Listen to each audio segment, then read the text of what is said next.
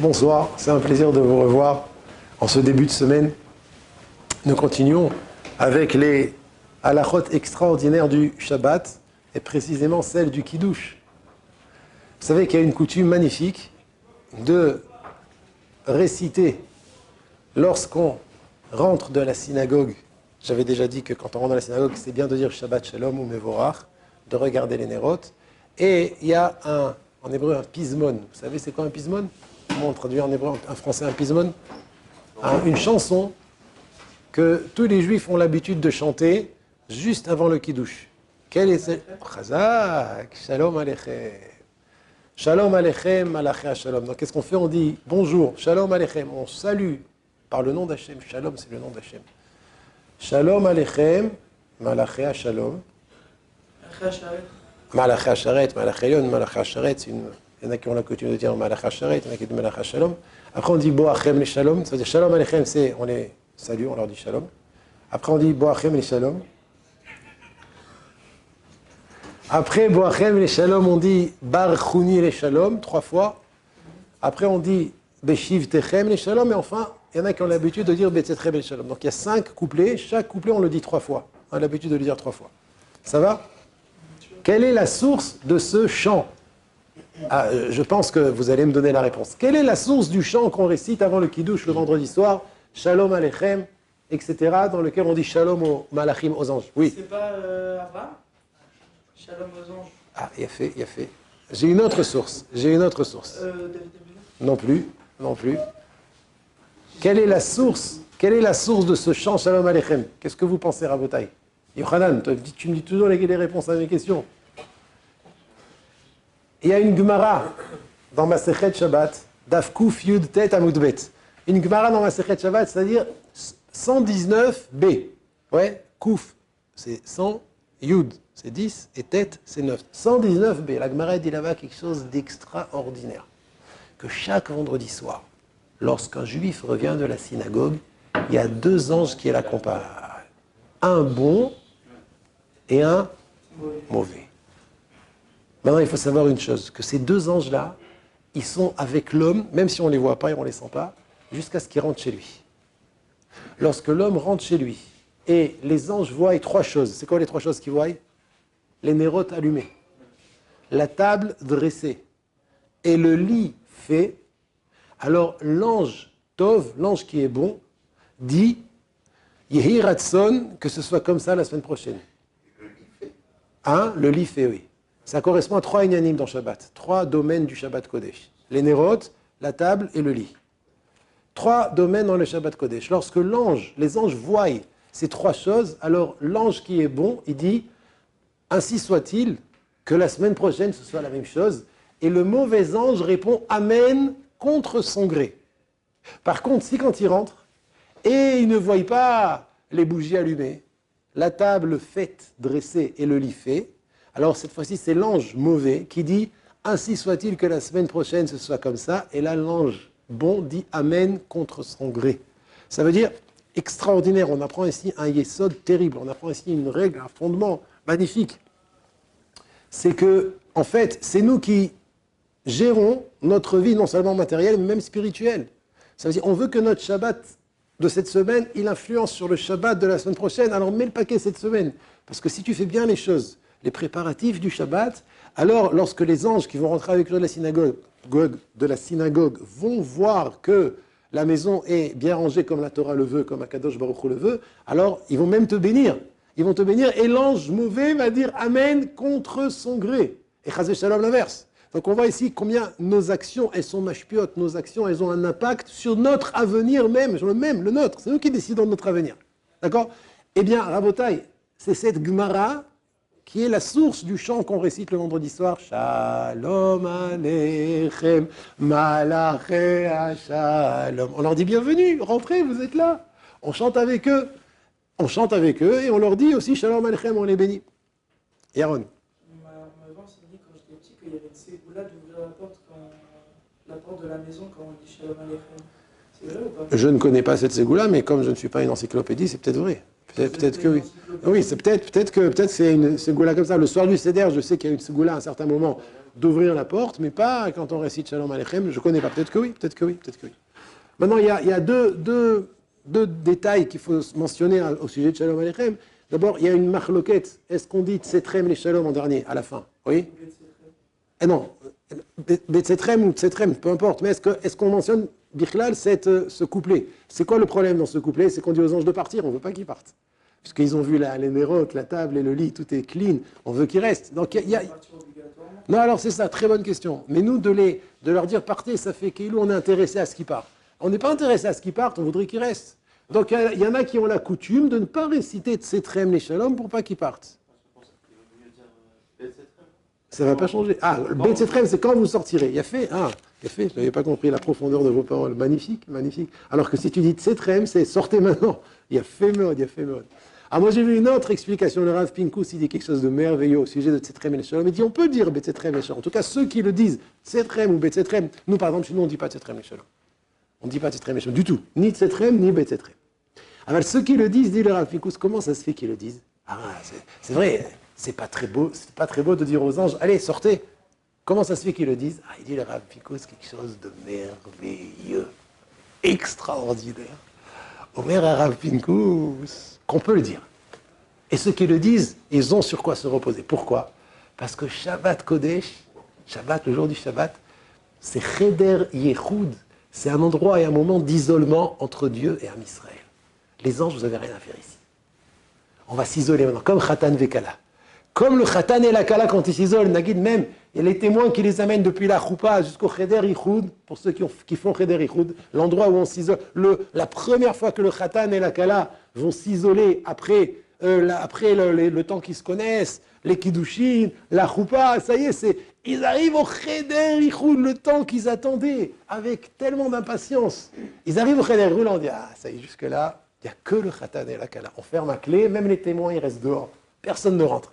On est à Pinkus, tu peux dire aux anges, c'est très les Shalom, partez.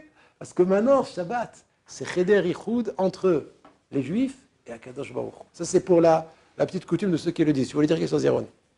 Pour expliquer la coutume de ceux qui le disent. Alors, Benjamin, tu avais une question. C'était juste par rapport à l'expression Cheder Yichud. Cheder Yichud, c'est la chambre d'isolement. Oui, c'est selon la loi juive. Un marié et une mariée ne sont mariés officiellement ce qu'on appelle le makébépatiche du mariage. L'aboutissement du mariage, c'est quand ils se retrouvent enfin seuls et ils peuvent s'unir. Ben ça, c'est dans Cheder Yichud. D'accord. Et c'est pour ça que certains poskim disent qu'il ne faut pas faire de Cheder Yichud. Parce que si on fait Cheder Yichud, après le Cheder Yichud, la Kala doit se couvrir la tête. Elle est mariée entièrement, à part entière. Il y en a qui le font, qui elles mettent une perruque ou même un foulard. Mais sinon, le Cheder Yichud, comme c'est l'aboutissement du mariage, c'est à partir de maintenant qu'elle est entièrement sa femme et que donc il faut qu'elle se couvre la tête. C'est pour ça qu'il y en a, donc je répète, qui ne font pas Cheder Yichud. Parce qu'ils ne veulent pas que, par exemple, la Kala ne veut pas se couvrir la tête avant le lendemain. Elle veut se couvrir la tête que le lendemain. Bon, ça c'est déjà des lois concernant le mariage. Très bien.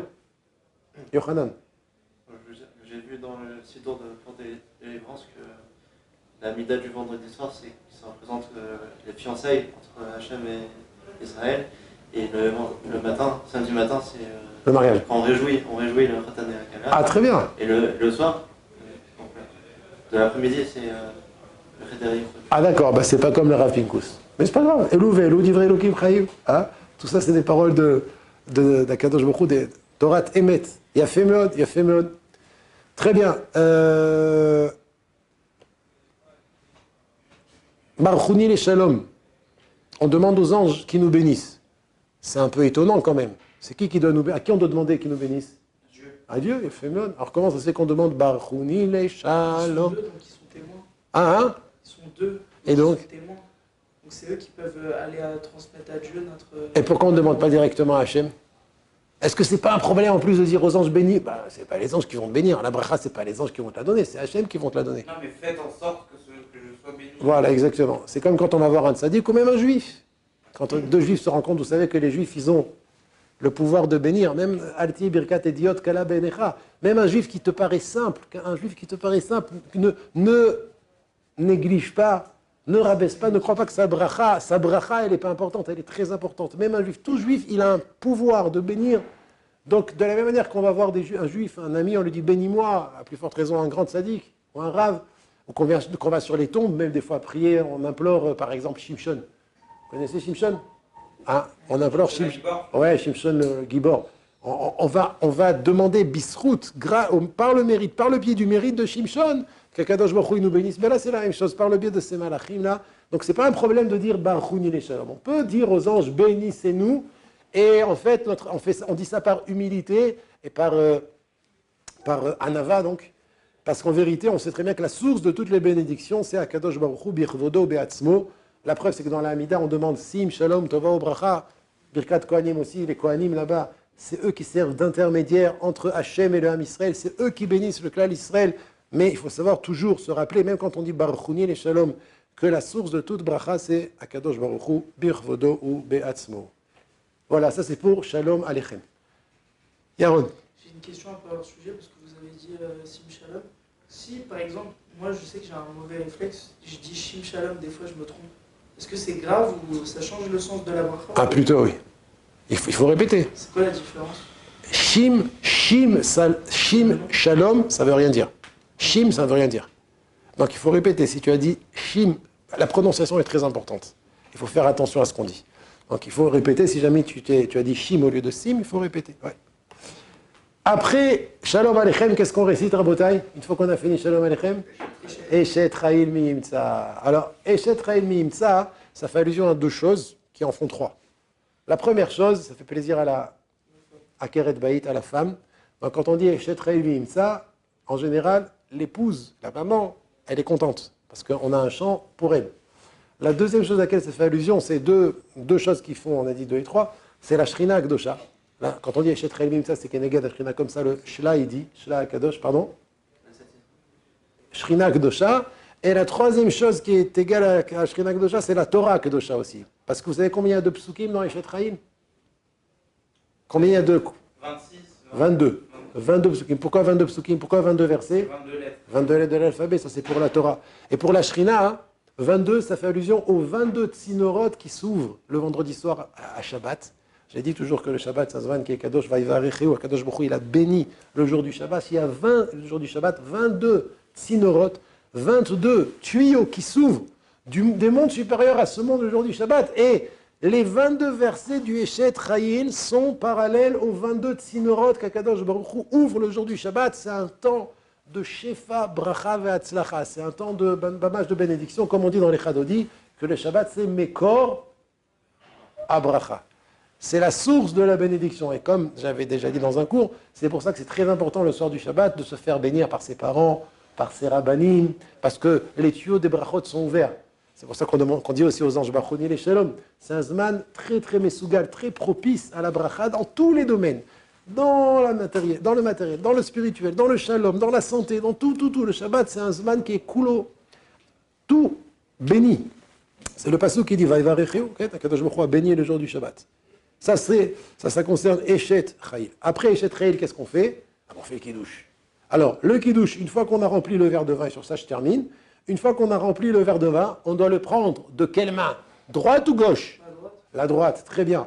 On prend de la main droite, on doit le soulever de la table, au moins de 1 téphar ou plus. Ne pas laisser le verre, voilà, si c'est la table, la guide ma main c'est la table, ne pas soulever le verre comme ça. Soulever le verre de au moins 1 téphar. C'est là la qui dit. Un téphar ou plus, même si on en a envie. Après, on récite donc les trois dernières. Oui. Un téphar, c'est, on va dire, entre 8 et 9 cm. D'accord? Selon le Chazonish, plus encore, donc il faut un peu plus d'un téphar. On va dire une douzaine de centimètres, c'est bien. Si tu lèves 12 cm, c'est très bien. Après cela, tu récites Yom HaShishi Vaychulu HaShamayim Va'aretz. Savri Maranan, la bracha de Poré Pere Geffen, et enfin la bracha du Kiddush qui se termine par Mekadesh à Shabbat. Je vous salue. Comment tenir le verre? Comment tenir le verre? Alors selon la Kabbalah, c'est le verre dans la main avec les 5 doigts, mais selon la halakha, tu peux le tenir comme tu veux. Mais de la main droite, ça oui, ça par contre c'est important. Pas la main gauche, la main droite. Il faut le tenir de la main droite. D'accord? Je vous salue.